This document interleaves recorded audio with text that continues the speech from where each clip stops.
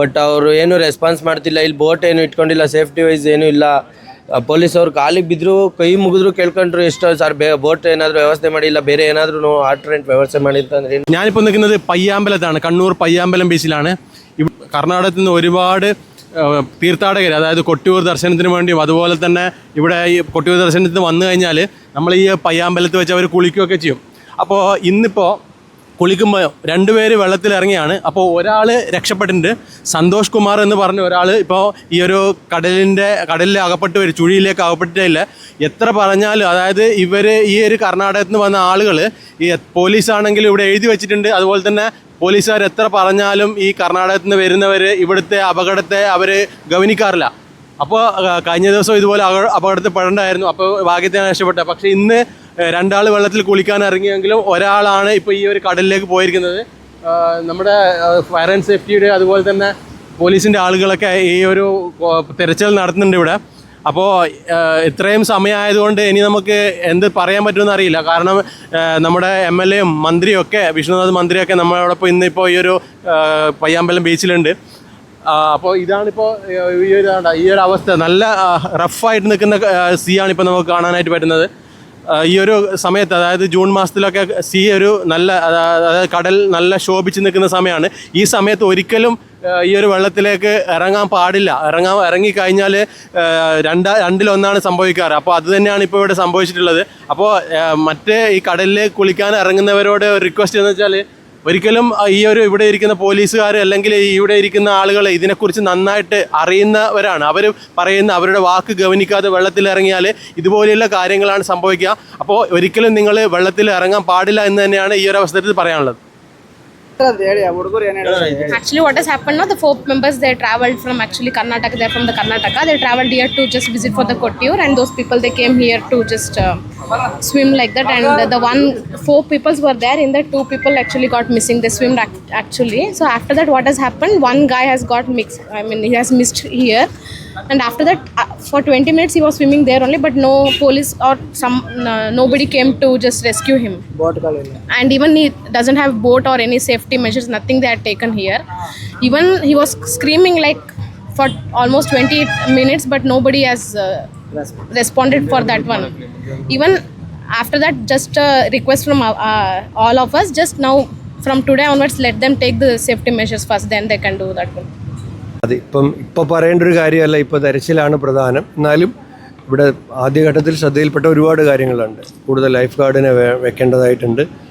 പല ഭാഷകളിൽ അപകട സൈൻ ബോർഡുകൾ വെക്കേണ്ടതായിട്ടുണ്ട്. അതൊക്കെ അടുത്ത ദിവസങ്ങളിൽ ചെയ്യേണ്ടതാണ്. കർണാടകയിൽ നിന്നുള്ള ഒരു കൊട്ടിയൂർ തീർത്ഥാടകൻ കൂടിയാണ്, അവരെയാണ് കാണാതായതെന്നാണ് പറയുന്നത് സന്തോഷ്. അവിടെ കർണാടക അവരുമായി ബന്ധപ്പെട്ടിട്ടുണ്ടോ? കർണാടകത്തിലെ ഇപ്പോൾ അവരുടെ ഒപ്പമുള്ളവരോട് ഇപ്പോൾ സംസാരിച്ചിരുന്നു. അപ്പം ഇപ്പോൾ നമ്മൾ ഉദ്ദേശിക്കുന്നത് തെരച്ചിലിന് കൂടുതൽ സൗകര്യം ഉണ്ടാവുക എന്നുള്ളതാണ്. അത് നേവിക്കാണ് ഇനി ചെയ്യാൻ കഴിയുക. നേവിയോട് ഇവിടെ എത്താനുള്ള നിർദ്ദേശം ഗവൺമെന്റിന് കൊടുത്തു. ഇവിടെ ഒരു ബോർഡുണ്ട്, ആ ബോർഡ് അപകടമാണ്, ഇവിടെ കുളിക്കുന്നത് അപകടമാണ് എന്നൊക്കെയാണ്. പക്ഷെ അത് തുണിയിട്ട് മൂടിയ നിലയിലൊക്കെയാണ് ഉള്ളത്. ഇതൊക്കെയാണ് ഇവിടെ മറ്റ് ഭാഷകളിൽ കൂടി, അത് മറ്റു ഭാഷയിലുണ്ട്, പക്ഷെ അത് മൂടിയിട്ടിരിക്കുകയാണ് ആരോ തുണിയിട്ട്. ആ തുണിയും മാറ്റാൻ പറഞ്ഞു. അവിടെ കർണാടക തമിഴിലൊക്കെ ഉണ്ട്, തമിഴിലൊക്കെ ഉണ്ട്. കർണാടകയിൽ കൂടി ആവശ്യമാണെന്നാണ് നമുക്ക് ഈ കൊട്ടിയൂരിലൊക്കെ തീർത്ഥാടകരൊക്കെ. ഇപ്പോൾ ഇവിടെ കുളിക്കുന്നത് അപകടം, ഇവിടെ ഹിന്ദിയിലും തമിഴിലും മലയാളത്തിലും ഇംഗ്ലീഷിലും ഒക്കെ ഒരു ഡേഞ്ചർ ഏരിയ എന്ന് പറഞ്ഞിട്ടുണ്ട്. അതിപ്പോൾ മൂടിയ നിലയിലൊക്കെയാണ് ഉണ്ടായത്. അതാണിപ്പോൾ തന്നെ തുണി ഉണക്കാനിട്ടതാണ്, കുളിച്ച തുണി മാറ്റിയിട്ടേക്കാണത്. ആളുകളുടെ കുളിക്കാൻ പോയവര് അവര് തുണി അതിട്ട് മറിച്ചിരിക്കണം, തുണി ഉണക്കാണ്. So there was a tragic incident happened. So one boy was rescued by our life guards. So for another boy we are continuing our search operation, and we requested Navy's assistance for the searching operation. 4 ಜನ ಬಂದವಣ್ಣ ಕೊಟ್ಟೇರಿಗೆ ಹೋಗ್ಬೇಕು ಅಂತ ಬಂದು, ಆಮೇಲೆ ಕೊಟ್ಟೇರು ಮುಗಿಸ್ಕೊಂಡು ಇಲ್ಲಿಗೆ ಬಂದು, but ಒಳಗಡೆ ಆಟ ಆಡಬೇಕು ಅಂತ ಹೋದಾಗ ಅವ್ನು ತುಂಬ ಅಲೆ ಬಂದು ಎಳ್ಕೊಂಡು ಹೊರಟೋಯ್ತು ಹಿಂದಕ್ಕೆ. ನಾನು ಹೋಗಿದ್ದೆ, ನನ್ನ ಒಬ್ಬರು ಬಂದು ಎಳ್ಕೊಂಬಂದರು. ಬಟ್ ಇಲ್ಲಿ ಆಮೇಲೆ ನಾನು ಬಂದಾದ್ಮೇಲೆ ಇಲ್ಲಿ ಎಲ್ಲ ಬಿಡ್ಕೊಂಡು ಅವ್ನು ಅಲ್ಲಿ ಕಾಣ್ತಾ ಇದ್ದ, ಎಲ್ಲರೂ ಜನನೂ ನೋಡಿದ್ರು. ಬಟ್ ಅವರು ಏನೂ ರೆಸ್ಪಾನ್ಸ್ ಮಾಡ್ತಿಲ್ಲ. ಇಲ್ಲಿ ಬೋಟ್ ಏನು ಇಟ್ಕೊಂಡಿಲ್ಲ, ಸೇಫ್ಟಿ ವೈಸ್ ಏನೂ ಇಲ್ಲ. ಪೊಲೀಸ್ ಅವ್ರು ಕಾಲಿಗೆ ಬಿದ್ದರು, ಕೈ ಮುಗಿದ್ರು ಕೇಳ್ಕೊಂಡ್ರು ಎಷ್ಟೋ ಸರ್ ಬೋಟ್ ಏನಾದರೂ ವ್ಯವಸ್ಥೆ ಮಾಡಿಲ್ಲ, ಬೇರೆ ಏನಾದರೂ ಆಲ್ಟರ್ನೇಟ್ ವ್ಯವಸ್ಥೆ ಮಾಡಿರ್ತಂದ್ರೆ ಏನು ಹೇಳ್ರು ಕೇಳಲಿಲ್ಲ ಸರ್. ನಾನು ಮುಳುಗಬೇಕಾಯಿತು. ಬಟ್ ಅಷ್ಟರಲ್ಲಿ ಬಂದು ಅವರೊಬ್ಬರು ನನ್ನ ಸೇಫ್ ಮಾಡ್ರು. ನಾನು ಹಿಂಗೆ ಹಿಡ್ಕೊಂಡು ಎಳೆಯೋ ಅಷ್ಟರಲ್ಲಿ ಅವನು ದೊಡ್ಡ ಅಲೆ ಬಂತು, ಮೇಲಕ್ಕೆ ಹೋಗಿ ಕೈ ಬಿಟ್ಬಿಟ್ಟ, ಮತ್ತೆ ಸಿಗಲಿಲ್ಲ. ಇಲ್ಲಿ ಬೀಚ್ ಒಳಗಡೆ ಕೊಟ್ಟೇರು ದೇವಸ್ಥಾನಕ್ಕೆ ಅಂತ ಬಂದಿದ್ವಿ, ಅಲ್ಲಿಂದ ಮುಗಿಸ್ಕೊಂಡು ಇಲ್ಲಿ ಬೀಚಿಗೆ ಬಂದ್ವಿ. ಇಲ್ಲಿ ಆಟ ಆಡ್ತಾ ಅಲೆ ಜಾಸ್ತಿ ಆಗಿ ಹಿಂದಕ್ಕೆ ನಮ್ಮನ್ನ ಎಳ್ಕೊಂಡು ಹೊರಟೋಯ್ತು. ಒಬ್ಬರು ಯಾರೋ ಬಂದ್ಬಿಟ್ಟು ನನ್ನ ಎಳ್ಕೊಂಬರ್ಬೇಕಾದ್ರೆ ಕೈ ಹಿಡ್ಕೊಂಡಿದ್ದೆ, ಅವನ್ನ ಎಳ್ಕೊಂಬರ್ತಾ ಇದ್ದೆ. ಅಷ್ಟರಲ್ಲಿ ಹೈಟಿಗೆ ದೊಡ್ಡದೊಂದು ಅಲೆ ಬಂದು ಮೇಲ್ಗಡೆ ಹೈಟಿಗೆ ಹೋಗ್ಬಿಟ್ಟು ಕೈ ಬಿಟ್ಬಿಟ್ಟ, ಅವ್ನ ಒಳಗಡೆ ಸೇರ್ಕೊಂಬಿಟ್ಟ, ಬಂದಿಲ್ಲ.